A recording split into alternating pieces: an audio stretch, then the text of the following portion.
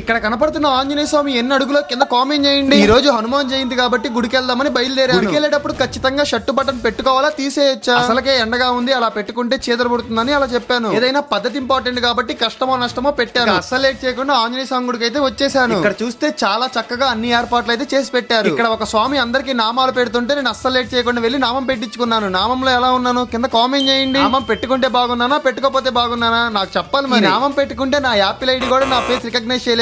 ప్రదక్షిణాలు పూర్తి చేసి గర్భగుడిలో ఉన్న స్వామివారిని వీడియో తీద్దాం అనుకుంటే పూజారి చేతులు అడ్డం పెట్టేశారు. రియల్లీ సారీ గైస్, స్వామివారి దర్శనాన్ని మీకు చూపించలేకపోయాను. స్వామివారి బ్లెస్సింగ్స్ ఎప్పుడు మీ మీద ఉండాలని మనస్ఫూర్తిగా కోరుకుంటున్నాను. గుంటూరులో పుట్టిన ప్రతి ఒక్కరికి తెలిసిన గుడి ఈ 79 అడుగుల అభయాంజనేయ స్వామి గుడి. అంత చక్కగా దర్శనం చేసుకుని ప్రసాదాన్ని మిస్ అయితే ఎలా? ప్రసాదం తినేసి పెట్రోల్ కొట్టించుకొని ఇంటికైతే వెళ్ళాను. దగ్గర ఒక బొడ్డోడు ప్యాకెట్ తింటే కనబడ్డాడు. కాసేపు వీడిని ఆడుకుందామని కొంచెం ఎయిరా అని అడిగాను.